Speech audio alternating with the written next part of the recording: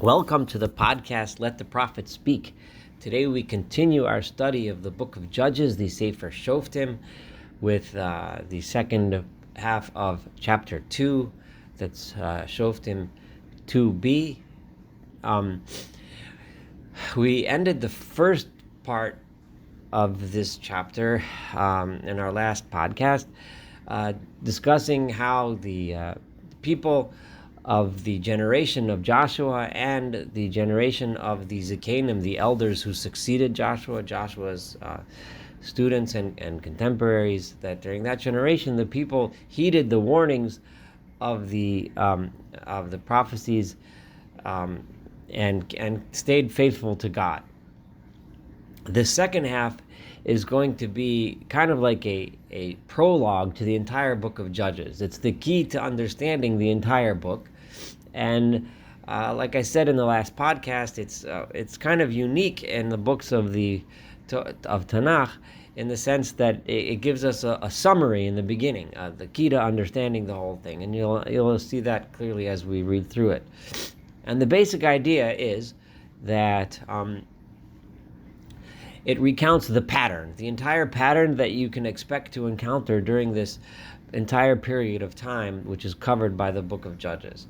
The people, now the leadership, the Zikanim, the elders, have now passed on, and the people are leaderless, and they follow the ways of their heart, which is to become influenced by the Canaanites that had not been dispossessed of their land, the Canaanites that remained. And remember that the idea was that they were allowed to make peace, and they were encouraged to make peace with the Canaanites who were willing to accept their moral code, their system, which was ethical monotheism, the idea that there's one God who wants from us to live the life by the Torah, wants us to live a life with proper ethics, proper morals, etc. However, the Canaanites that remained persisted in their immoral and corrupt ways, their polytheistic ways, which demanded of them all sorts of things that were not consonant with the values of the Torah, and therefore the people of Israel who then began to mingle with the Canaanites started becoming influenced by their idolatrous ways and straying from the path that God wanted from them, and this until eventually it came up a judge or someone who tried to lead the people in the right direction. Corruption, as we know, always leads to disaster. It leads to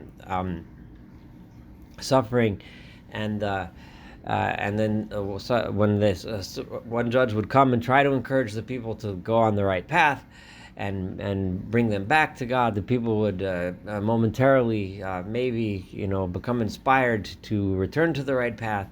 But then soon after the passing of that judge, they would revert to their evil ways, and so on and so forth, this pattern that repeats itself throughout the book. And the chapter we're about to read lays out this pattern and tells us how to understand it. So at verse 11, Vayasu v'nei Yisrael Torah b'nei Adonai, and the people of Israel, now that, remember in verse 10, that they're now a new generation, a leaderless generation, a generation that doesn't remember and didn't experience the miracles of the time of Joshua and the battles of the time of Joshua.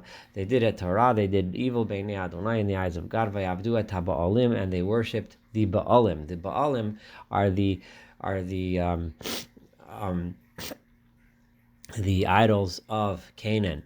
Vayazu et Adonai Eloi avotam, and by doing this, by worshiping the Baal, the Baalim, the idols, they abandoned God, the God of their forefathers, the God who took them out of the land of Egypt, and they went and they followed after other gods. The gods from that were the gods of the nations that was surrounding them, and they bowed to them, and they angered God. They left God, and they ended up worshiping Baal and Ashtaroth. Ashtaroth is another Canaanite god. These gods have all been identified in numerous excavations and so on inscriptions, etc., from this time period. Vayichar af Adonai b'Yisrael, and God became angry with the people of Israel. Vayitneim biyad shosim, and how was this anger expressed? God placed them in the hands of those who would plunder them. That was the best translation I could see of this word shosim. Vayashosu osam, and these people did plunder them. Vayimkereim biyad oivim misaviv, and they became sold out to their enemies that surrounded them. V'lo yachlu od lamod lifnei oivim, and they no longer had the strength or power to stand in front of their enemies. So the cycle runs and continues. The fact that once a society becomes corrupt, the society cannot defend itself against its enemies and become subservient to them. It's a cycle which we see repeated itself pretty much throughout the world, throughout history, over and over and over again. The people are no longer united around a meaningful cause. People become selfish, everything falls apart, and then enemies come in. And every time they went out, God's hand was against them for bad. In other words, when they went out to battle to try to defend themselves, God wasn't with them anymore. As God had spoken, as we read in the first part of this chapter, and just like God swore to them that if you don't keep your part of the covenant, I am not going to defend you. And they had a lot of problems. They had a lot of trouble. And then God set up judges. Remember, this is a summary of what's going to happen over the next couple hundred years. So the people sink. The people get into trouble. God doesn't defend them in their battles when they try to defend themselves. And then God brings judge. He brings up a judge, someone, Vayoshiam, who saves them, who saves them from those that are plundering them. Someone to lead them out of the mess, right? And to try to teach them to go on the right path. But then, verse 17, V'gamel shofteihem lo shomeo, and they didn't even listen to those judges. So the judges tried to tell them, hey guys, listen, if we only behave ourselves, things will be better. But they didn't listen to those judges, ki zonu acharei Elohim achirim, because they had turned away towards the other gods. It wasn't just that they had forgotten or gotten lost, but they were zanu. They actually had turned, they had rebelled, they had gone away, they had left the way of God and turned towards the way of the idols. Vayishtachavu lahem, and they had bowed to them. Soru maher, they had quickly turned away min haderach, from the path asher hochu avosam, that their forefathers had been on, lishmoa mitzvos Adonai, to listen to the commandments of God. Lo asuchein. The key words here are to listen to mitzvos, the commandments of God. It's not just that they bowed down to this idol and didn't doubt it. A lot of people try to read into here that into these early books of the prophets, that the Jews had their God, the Israelites had their God, who was we're calling God, and then everyone, and that was their national God that they were supposed to stay faithful to, but there was also other gods from each other nation had their gods. So they in other words, they think that this book is not referring to real monotheism. I think that is a strong misreading of these books, and it's very clear over here that it's the mitzvos Hashem. It is the derech asher hochu avosam, the way. In other words, God demanded a path. God demands mitzvos. He demands action. He demands that we live a good life. This is the key to everything in this book. That what God demands, the one God demands, is a derech, is a way, is a Torah, is a teaching, is a mitzvos, is actions, right? That is different from what an idol demands. An idol demands sacrifices. An idol demands ceremonies. An idol demands rituals. God demands action. He demands a path. He demands behavior. And this is why the people were zanu. It's easy to go to an idol and give it what it wants, so to speak, right? To bring it sacrifices and do the rituals, right? And then thereby hope to get the favor of the idol that you're worshiping. It's not so easy to live a life that demands action from you. So the people turned away from God. And when God did establish for them judges, and I'm now reading verse 18, and God did stand with that judge, and he did rescue them from their enemies all the time while that judge was leading, because God had felt bad over the people's cries. God did not want to see the people suffer, even though it was their own fault, because of those other parties who were oppressing them and pushing them and stepping all over them.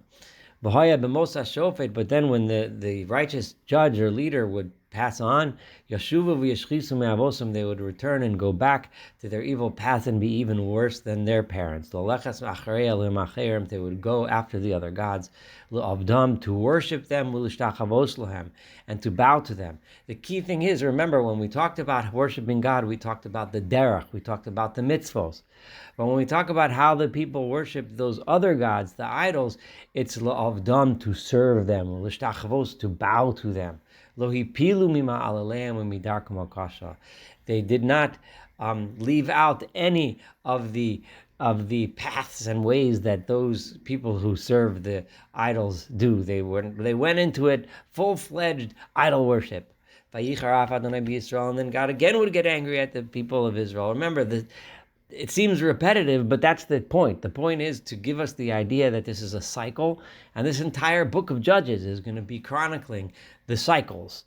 But here's the summary that we're reading. Vayomer, and he said about Israel, once God gets angry because the people went back to their bad ways, because this nation has now transgressed, esprisi, my covenant. Remember, the covenant is the agreement between God over this principle, this idea of ethical monotheism, this idea that God demands action.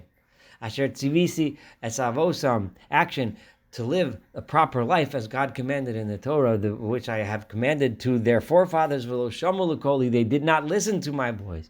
I gave them commands and they did not listen. So I will not continue to dispossess these enemies from before them, in Hagoyim asher azav Yoshua vayamos, from those nations that during the time of Joshua had not yet been dispossessed of the land. Vayamos, and he passed on when the job was not yet complete. I'm not going to help them complete that job. Why? Leman nasos b'ametz Yisrael, because I want through them, through the suffering being meted out by these enemies that remain in the land, I am going to test the people of Israel.